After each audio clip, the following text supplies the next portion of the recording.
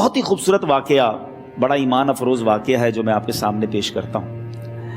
ایک دوست نے اپنے ایک دوسرے دوست کو قرض دیا، اور جب اس نے قرض دیا تو وہ قرض ایک بڑی اماؤنٹ تھی، 3000 دینار۔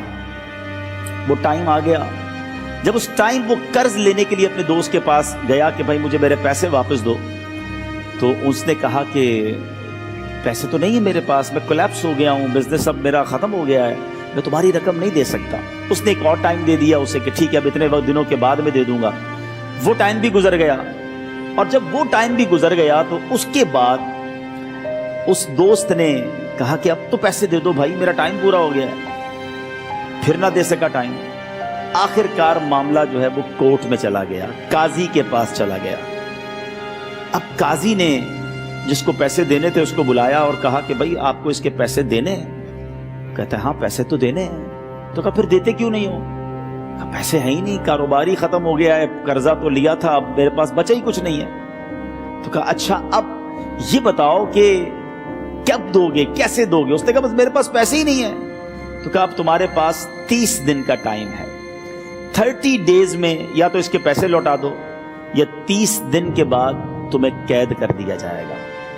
یہ شخص اب گھر آیا، پیسے تو تھے نہیں، مگر شاید علماء نے لکھا کتابوں میں، یہ واقعہ کئی بڑی بڑی کتابوں میں لکھا اور درود پاک کے فضائل کی بڑی بڑی کتابوں میں لکھا، اور اس شخص نے سوچا کہ اس نے ایک حدیث پاک پڑھی بھی تھی کہ جس میں نبی پاک علیہ الصلوۃ والسلام نے فرمایا ہے، جس کا مضمون ہے کہ جو شخص پریشان ہو، مصیبت زدہ ہو، اسے چاہیے کہ مجھ پر کثرت سے درود پاک پڑھے، کیونکہ درود پڑھنا مصیبتوں اور پریشانیوں کو لے جاتا ہے۔ اب اس عاشق رسول نے سوچا اور تو کچھ ہے نہیں، اب میں درود پاک پڑھنا شروع کرتا ہوں۔ صبح سے لے کر شام تک وہ درود پاک پڑھنے لگ گیا۔ 27 دن گزر گئے، only 3 days left، 3 دن باقی تھے قاضی کے پاس جانے میں۔ 27 دن گزر گئے درود پڑھتے پڑھتے۔ جب 28ویں رات آئی تو آنکھیں تو بند ہوئیں، مگر خواب میں اسے ایک آواز آئی، گھبراؤ نہیں، تمہارا قرضہ ادا کر دیا جائے گا، تمہارا مسئلہ سالو ہو جائے گا۔ صبح اٹھتا ہے، درود پاک پڑھ رہا ہے، مگر کہتا ہے یہ آواز سے تو مسئلہ حل نہیں ہوگا، پیغام کیا ہے اسے سمجھ نہ آیا۔ 28واں دن گزر گیا، 29ویں رات آ گئی، مگر اب آنکھیں بند ہوئیں اور قسمت جاگ اٹھی۔ نبی پاک صاحب لولاک صلی اللہ تعالیٰ علیہ وسلم خواب میں تشریف لائے، اور پیارے آقا صلی اللہ تعالیٰ علیہ وسلم نے فرمایا گھبراؤ نہیں، علی بن عیسیٰ وزیر کے پاس جاؤ، وہ تمہارا قرضہ ادا کر دے گا۔ اب یہ عاشق رسول صبح اٹھا تو ویری فریش، حشاش بشاش کہ اب تو کام ہو گیا، نبی پاک نے خواب میں آ کر بشارت دی ہے۔ مگر پھر ذہن میں سوال آیا کہ علی بن عیسیٰ کے پاس جاؤں گا تو ثبوت کیا ہے، پروف کیا ہوگا؟ میں جا کر اس کو کہوں گا کہ میرا قرضہ دے دو، تو ایسے تو قرضہ نہیں دے دینا، اور میں نے اس کو کہا کہ مجھے نبی پاک نے خواب میں کہا ہے، اور اس نے اگر مجھ سے کوئی نشانی مانگی تو میں نشانی کیا دوں گا؟ آخری دن تھا، 29واں دن تھا، وہ بھی درود پڑھتے پڑھتے گزر گیا۔ 30th نائٹ آ گئی، صبح وہ دن ہے جب عدالت میں جانا ہے۔ اب اس رات پھر نبی پاک علیہ الصلوۃ والسلام خواب میں تشریف لائے، اور آقا علیہ الصلوۃ والسلام نے فرمایا کہ علی بن عیسیٰ وزیر کے پاس جاؤ، وہ تمہارا قرض ادا کر دے گا۔ کہ حضور چلا تو جاؤں گا، لیکن اگر وزیر نے مجھ سے کوئی نشانی طلب کی تو میں کیا جواب دوں گا؟ پیارے آقا علیہ الصلوۃ والسلام نے کمال کا ارشاد فرمایا کہ علی بن عیسیٰ سے کہنا کہ تم روزانہ فجر کی نماز کے بعد 5000 بار درود پاک پڑھتے ہو، یہ راز فقط تم جانتے ہو اور تمہارا رب جانتا ہے۔ اب یہ جب صبح اٹھا تو ایک نشانی بھی مل چکی تھی۔ عدالت میں جانے سے پہلے وزیر کے دربار میں پہنچ گیا، اسے یہ ڈر تھا کہ آج پیسے نہ لوٹائے تو سزا ہو سکتی ہے۔ جب وزیر کے دربار میں پہنچا تو وزیر اپنے مشیروں کے ساتھ بیٹھا تھا۔ کہا مجھے آپ سے بات کرنی ہے۔ کہا بتاؤ کیا بات کرنی ہے؟ کہا میں ایک پیغام لایا ہوں آپ کے لیے۔ اچھا کس کا پیغام لائے؟ کہا میں نبی پاک جناب محمد مصطفیٰ صلی اللہ تعالیٰ علیہ وسلم کا پیغام لایا ہوں۔ وہ عاشق رسول وزیر تھا، کہتا بتاؤ میرے آقا نے کیا پیغام دیا ہے؟ کہا حضور میں 3000 دینار کا مقروض ہوں، آج آخری دن ہے، اور میرے آقا نے مجھے بشارت دی ہے کہ آپ سے کہوں کہ آپ میرا قرض ادا کر دیجئے۔ علی بن عیسیٰ کہتا ہے کوئی ثبوت ہے آپ کے پاس؟ ہے کوئی دلیل بھی ہے آپ کے پاس؟ میں کیسے مان لوں کہ آپ کو نبی پاک علیہ الصلوۃ والسلام نے بھیجا ہے؟ عاشق رسول کہتا ہے خالی ہاتھ نہیں آیا، میرے آقا نے مجھے دلیل بھی عطا فرمائی ہے، مجھے ایک ایویڈنس بھی دیا ہے، اور پروف یہ ہے حضور کہ آپ روزانہ صبح فجر کی نماز کے بعد نبی پاک صلی اللہ تعالی علیہ وسلم کی بارگاہ میں درود و سلام کا نذرانہ پیش کرتے ہیں۔ جب تک 5000 کا عدد پورا نہیں ہوتا آپ اس وقت تک کسی اور سے بات نہیں کرتے، اور اے وزیر صاحب یہ رات صرف آپ کو پتا ہے اور آپ کا رب جانتا ہے۔ اللہ اکبر۔ وہ وزیر تو جس کو کہے نا جھوم اٹھا، ایسا عاشق رسول وزیر تھا جو روزانہ صبح 5000 درود پڑھتا ہو، اس کی تو عید ہو گئی نا۔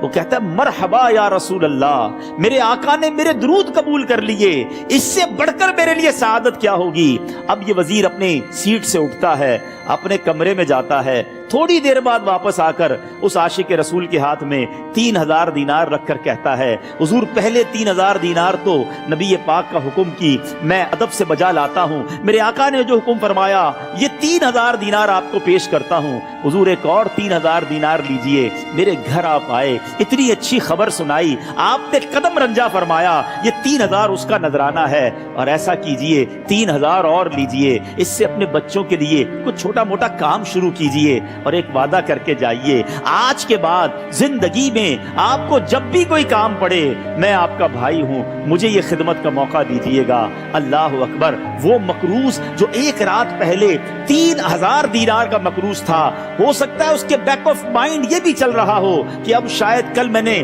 جیل میں جا کر عدالت میں جا کر گرفتاری دے کر جیل میں جانا ہے، مگر اب 9000 دینار ہاتھ میں ہیں۔ عاشق رسول جھومتا ہوا نبی پاک کی یاد میں گھومتا ہوا اب عدالت میں پہنچا۔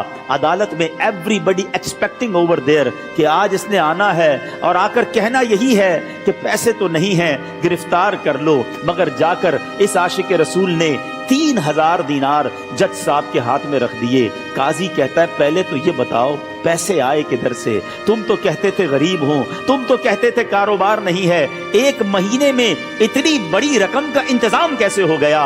سبحان اللہ۔ اس عاشق رسول نے گویا زبان حال سے یہ کہا ہوگا کہ یہ تو کرم ہے ان کا، ورنہ مجھ میں تو ایسی بات نہیں، اتنا دیا سرکار نے مجھ کو، اتنی میری اوقات نہیں۔ اس نے وہ پورا واقعہ بھری عدالت میں سنا دیا۔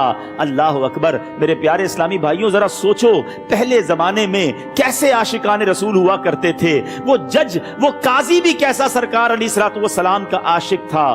اپنی سیٹ سے اٹھتا ہے، بھرے دربار میں بھری عدالت میں وہ اپنے چیمبر میں اپنے کمرے میں جاتا ہے، اور تھوڑی دیر بعد واپس آ کر اس کے ہاتھ میں بھی 3000 دینار ہیں، اور وہ 3000 دینار جو ہے وہ اس عاشق رسول کے ہاتھ میں رکھتا ہے کہ سارا ثواب علی بن عیسیٰ کیسے لے جائے، میں بھی تو نبی پاک کا غلام ہوں، میں تمہارا قرضہ میں ادا کرتا ہوں۔ اچھا اب ایک اور عجیب سینیریو یہ بن گیا کہ جس نے کیس کیا تھا، جس نے دعویٰ کیا تھا، وہ بھی یہ سارا منظر دیکھ رہا تھا۔ کہتا ہے جج صاحب ذرا رکیے، میں بھی اپنے آقا کا امتی ہوں، اور ایک کام کیجئے قلم کاغذ منگوائیے، اس عاشق رسول کا قرضہ ہی میں معاف کر دیتا ہوں۔ اچھا اب عاشق رسول نے وہ واپس 3000 دینار جو جج صاحب نے دیے تھے وہ واپس جج صاحب کو دیے کہ حضور یہ پیسے آپ ہی رکھ لیں، قرضہ ہی معاف ہو گیا، اب آپ کے پیسے کا میں نے کیا کرنا ہے؟ جج صاحب کہتے ہیں جو پیسے نبی پاک کے نام پر نکالے ہیں اب مجھے واپس نہیں چاہیے، یہ بھی تم اپنے ساتھ لے جاؤ۔ اللہ اکبر۔ میرے میٹھے اسلامی بھائیوں وہ عاشق رسول ایک رات پہلے 3000 دینار کا مقروض ہے، اب 12000 دینار لے کر گھر کو واپس جا رہا ہے۔ اس ایک واقعے کے اندر جو ہم سب کے لیے درس ہے، جو ہم سب کے لیے پیغام ہے، شاعر لکھتے ہیں نا دکھوں نے تم کو جو گھیرا ہو تو درود پڑھو، دکھوں نے تم کو جو گھیرا ہو تو درود پڑھو، جو حاضری کی تمنا ہو تو درود پڑھو۔ آج ہم بہت ساری پرابلمز میں ہوتے ہیں، یہاں بھی ہو سکتا ہے میرا کوئی بھائی بیمار بیٹھا ہو، کوئی قرضے میں ڈوب گیا ہو، کسی کا کوئی بزنس پرابلم چل رہا ہو، کوئی فیملی ایشو میں ڈسٹرب ہو، آپ کسی بھی پرابلم میں ہیں، خدا کی قسم درود پاک ایسا وظیفہ ہے. لوگ بہت سارے وظائف پوچھتے رہتے ہیں, بہت سارے جناب وظائف کے بارے میں معلومات کرتے رہتے ہیں. سچی بات یہ ہے ہر درد کی دوا ہے صلی علی محمد. ہر درد کی دوا ہے صلی علی محمد. تعویذ ہر بلا ہے صلی علی محمد.